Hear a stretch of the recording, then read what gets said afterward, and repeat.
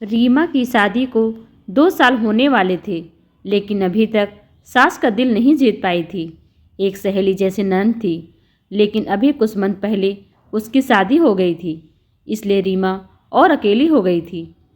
रीमा हर कोशिश करती सास के दिल में जगह बना सके, लेकिन वो नाकाम रही। रीमा की सास उसके किसी काम में हाथ भी नहीं बटाती थी, लेकिन रीमा को अपनी सास से कोई शिकायत नहीं थी, क्योंकि उसका पति अखिलेश उससे बहुत प्यार करता था और हर हाल में उसके साथ थे। अभी रीमा किचन में जा रही थी खाने की तैयारी करने, तभी अरे रीमा, रीमा की सास ने रीमा को आवाज़ लगाई, जल्दी आ इधर। रीमा जल्दी से दौड़ती हुई आई और बोली, क्या माँ जी? अरे कल मेरी दीदी आ रही हैं, तेरी मासी सास।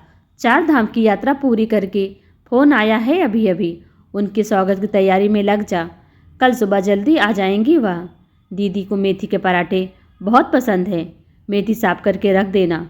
और अभी वह कमरा भी जिसमें दीदी रुकेंगी उसकी सफाई भी कर दे। दीदी को गंदगी पसंद नहीं है और उसको पूरी तरह से आराम करवा। हमारा काम है, याद रखना रीमा, उनको कोई शिकायत का मौका मत देना। रीमा मन ही मन सोचने लगी, शाम के 7 बज रहे हैं, रात के खाने की तैयारी भी करनी है, कमरा भी साफ करना है और मेथी साफ करने का फरमान सासू माँ का वह भी पूरा करना है और सुबह जल्दी भी उठना है। काश कोई उसकी कुछ मदद तो कर दे, पर मदद मांगे किससे? माँ और बेटा मैच देखने बैठ गए। मैच देखते हुए मेथी भी साफ कर सकते हैं, पर नहीं, खुद को चलाकर बोलेंगे नहीं कि कोई काम है तो हमें बता दो, मैं बोलूँगी तो 2 बात और सुनने को मिलेगी। इससे अच्छा है मैं खुद ही कर लेती हूँ। यह सोचकर रीमा खुद ही सारा काम करने लगी।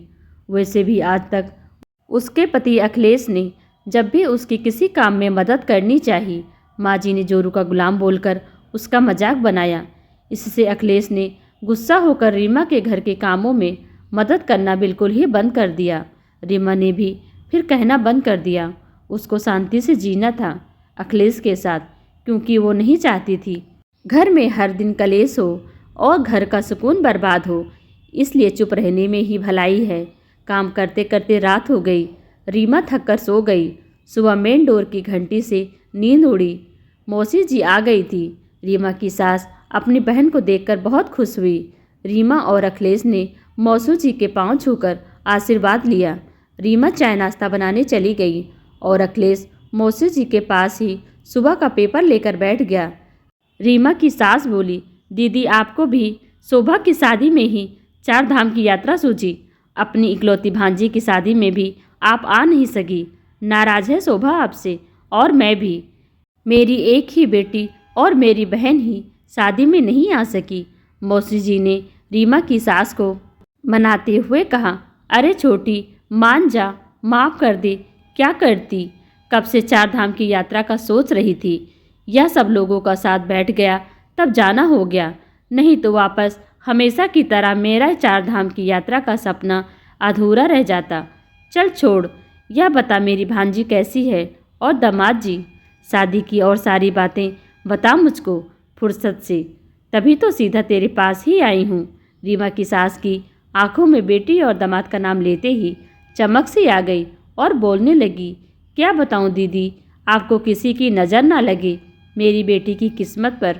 अरे यहाँ तो लोगों की नज़रें भी बहुत तेज हैं, लोग जलते हैं मेरी बेटी की अच्छी किस्मत देखकर। रीमा की तरफ देखकर बोली, अरे दीदी, इतना अच्छा ससुराल मिला है शोभा को तो उसके तो भाग्य खुल गए। बस आपकी दुआओं का असर है। आप हमेशा बोलती थी उसको कि शोभा बेटा, तू तो राज करेगी, ऐसा ससुराल मिले। और देखो दीदी, सच में वह तो राज कर रही है, राज।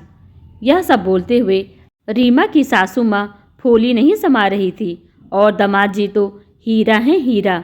शोभा बता रही थी कि अभी तक वो सुबह की चाय नहीं बनाई। इन 7 महीनों में दामाद जी को सुबह जल्दी उठने की आदत है।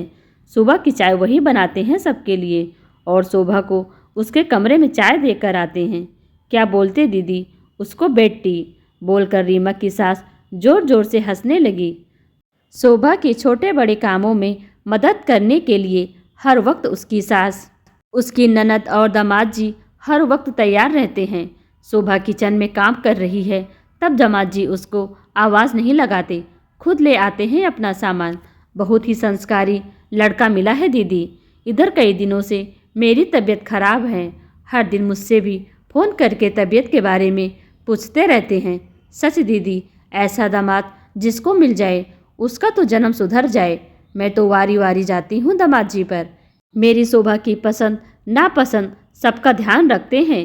सारा दिन हाँ शोभा शोभा करके उसके आगे पीछे लट्टू हुए फिरते हैं। जिस माँ की बेटी का ऐसा पति हो वह तो बहुत खुशनसीब होती है। बेटी की तरफ से चिंता मुक्त हो गई दीदी। मैं तो चैन की नींद सोती हूँ और ज़ोर ज़ोर से हंसने लग गई। रीमा की सासू माँ और साथ में मासी भी। इस बीच अखिलेश वहाँ से उठ जाता है और रसोई की तरफ जाने लगता है। तभी माँ बीच में बोलती है, अरे तू किचन में क्या लेने जा रहा है? पेपर पढ़। आवाज़ लगा दे रीमा को यहाँ से चाय नाश्ता लाने के लिए। अखिलेश पीछे मुड़ता है और माँ से बोलता है, नहीं माँ, मैं आज से रीमा को बाहर बैठा हुआ आवाज़ नहीं लगाऊंगा, बल्कि रसोई में जाकर खुद मुझे जो चाहिए वह मैं ले आऊँगा। छुट्टी वाले दिन जितना संभव हो उतना उसका हर काम में हाथ बटाऊँगा।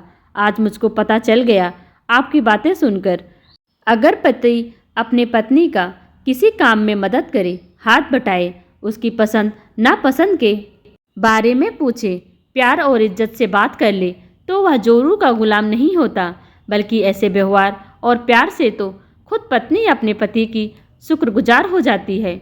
और पत्नी नहीं बल्कि उसका परिवार और उसकी माँ की तो पूरी चिंता दूर हो जाती है, जैसे आपकी चिंता दूर हो गई।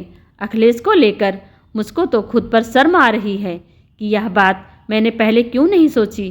काश रीमा की मम्मी भी आपके जैसे अपने दामाद के बारे में यानी मेरे बारे में किसी को इतना खुश होकर बोल सकती।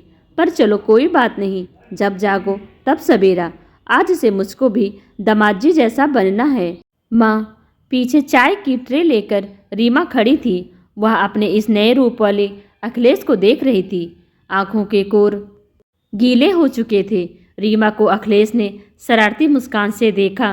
रीमा को लगा 4 धाम की यात्रा मासी जी की पूरी हुई और फल उसको मिल गया।